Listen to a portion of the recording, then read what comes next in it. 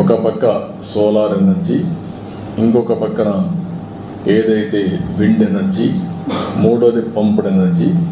ఈ మూడు కలిపి బ్యాటరీ కూడా పెట్టుకోగలిగితే 24/7 పవర్ వచ్చే పరిస్థితి వస్తుంది. ఏదైతే ఈ వ్యవస్థని పూర్తిగా నిర్వీర్యం చేశారు, ఈరోజు కాస్ట్ తగ్గించే దిశగా, వినియోగదారుడికి బెనిఫిట్ అయ్యే విధంగా, అదే మరి అల్టిమేట్గా ఆంధ్రప్రదేశ్ గ్రీన్ ఎనర్జీ హబ్గా డౌన్ స్ట్రీమ్ ఇండస్ట్రీస్కి ముందుకు పోతున్నాం. రాయలసీమ అయితే గ్రీన్ ఎనర్జీ ఉత్పత్తి చేయడం మనకు వస్తుంది. అదే మరి కోస్టల్లో ఏవైతే పోర్ట్స్ ఆధారంగా చేసుకొని ఎక్కడికక్కడ గ్రీన్ హైడ్రోజన్, అమోనియా ఇవన్నీ ఎక్స్పోర్ట్ చేయడానికి అవకాశం ఉంది. ఆ కార్యక్రమంలో ముందుకు పోతున్నాం. అదే సమయంలో రెండోది రాజ్నాథ్ సింగ్ గారిని కలిశాను. వారిని మనస్ఫూర్తిగా అభినందించారు. సింధూర్ ఆపరేషన్ గ్రాండ్ సక్సెస్ చేశారు, చాలా ఎఫెక్టివ్గా చేశారు, దానికి అభినందించాను. అదే సమయంలో డిఫెన్స్ కూడా చాలా బాగా చేశారు.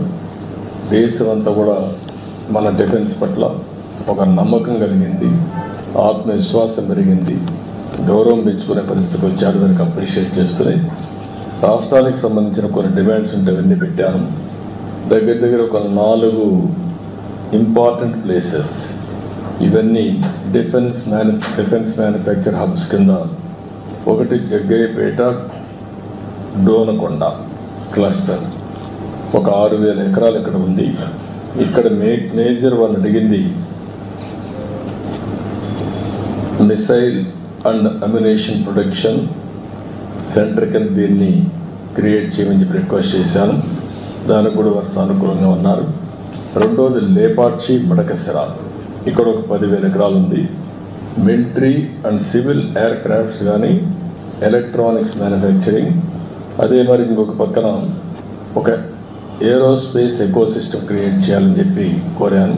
దానికి కూడా ఆయన సుముఖంగా ఉన్నారు. అదే మరి విశాఖపట్నం అనకాపల్లి క్లస్టర్, ఈ ఏరియాలో మనం చూస్తే naval equipment production, weapon testing, అదే మరి లీవరేజింగ్ స్ట్రాంగ్ మ్యారిటైమ్ ప్రజెన్స్ ఉంది కాబట్టి ఈస్టర్న్ నేవల్ కమాండ్ కూడా ఉంది. ఇవన్నీ ఆధారంగా తీసుకొని అక్కడ బేస్ చేసుకొని ఇవన్నీ ప్రొడక్షన్ కోసం ముందుకు రమ్మని కోరాం. అదే మరి కర్నూలు ఓర్వకల్ 4,000 ఎకరాలు ఇవ్వడానికి సిద్ధంగా ఉన్నాం.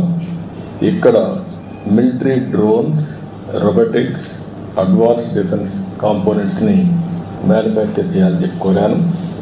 ఇక్కడుండే డిఫెన్స్ పిఎస్యూస్ని యాక్టివేట్ చేసి ఆంధ్రప్రదేశ్లో కూడా కొన్ని క్లస్టర్స్ తయారు చేయని చెప్పి కోరడం జరిగింది. ఇది కాకుండా ఇంకొక పక్కన తిరుపతి ఐఐటిలో DRDO industry academy centre of ఎక్సలెన్స్ని పెట్టమని చెప్పి కోరాను. దానికి కూడా ముందుకు వస్తున్నారు. ఇంకొక పక్కన common storage policy for ammunition, అదే మరిగా లైసెన్స్ అథారిటీస్ కావాల్సినటువంటి స్టోరేజ్కి కానీ టెస్టింగ్ కానీ ఇవన్నీ కామన్ ఇన్ఫ్రాస్ట్రక్చర్ క్రియేట్ చేయమన్నాం. అది కూడా చేస్తూ ఉన్నారు. ఇంకొక పక్కన పెద్ద ఎత్తున ఏరోస్పేస్ మ్యానుఫ్యాక్చరింగ్ అండ్ ఎంఆర్ఓ కూడా క్రియేట్ చేయమని చెప్పి రిక్వెస్ట్ చేశాం. ఇక్కడ మెయిన్గా ఆంధ్రప్రదేశ్లో రాయలసీమ ప్రాంతంలో Lepakshi to Orvakal high tech industries వచ్చేందుకు అవకాశం ఉంది. ఒక పక్క aerospace, civil and also military aircrafts, అదే సమయంలో అదర్ ఎకోసిస్టమ్ డ్రోన్స్ కానీ ఇవన్నీ తయారు చేయడానికి అవకాశం ఉంటుంది. ఇంకొక పక్కన ఈరోజు యాపిల్ మీటింగ్ కూడా పెట్టుకున్నాం. అందరూ కూడా వచ్చారు, మ్యానుఫ్యాక్చరర్స్ అందరూ వచ్చారు. They are very positive. Especially Bengaluru to Hyderabad కారిడార్లో లేపాక్షి టు ఓర్వకల్ ఈ మధ్యలో ఎలక్ట్రానిక్స్ సిటీనే కట్టడానికి వారు సిద్ధంగా ఉన్నారు. వాళ్ళందరితో మాట్లాడాం. వాళ్ళు తొందరలో నాకు 3 నెలల్లో పని ప్రారంభిస్తామని హామీ ఇచ్చారు. ల్యాండ్ అవన్నీ ఫైనలైజ్ చేసి వీఆర్ మూవింగ్ ఫార్వర్డ్. అంటే ఆ రాయలసీమ ఏరియాలో మీరు ఒకసారి చూస్తే లేపాక్షి నుంచి ఓర్వకల్ వరకు ఒకటి ఏరోస్పేస్, డిఫెన్స్, సివిల్ రెండుకి కూడా ఎయిర్ క్రాఫ్ట్స్ ఇవన్నీ తయారు చేయడానికి, ఎంఆర్ఓ తయారు చేయడానికి ఒక పక్క బెంగళూరు ఎయిర్పోర్ట్ ఉంది, పక్కనే పుట్టపర్తి ఎయిర్పోర్ట్ ఉంది, ఓర్వకల్ ఎయిర్పోర్ట్ ఉంది, అటు సైడ్ పోతే హైదరాబాద్ ఎయిర్పోర్ట్ ఉంది. మధ్యలో కూడా ఇంకొక ఎయిర్పోర్ట్ వచ్చే అవకాశం ఉంటుంది.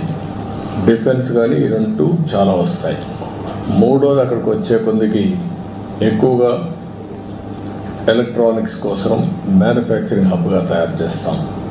డ్రోన్స్ అన్నీ కూడా మిలిటరీకే కాకుండా కమర్షియల్గా మనం వాడుకోవడానికి ఏమేమి కావాలనో యూస్ కేసెస్ అని తయారు చేసి ఇప్పటికే డ్రోన్ సిటీ పెట్టాం.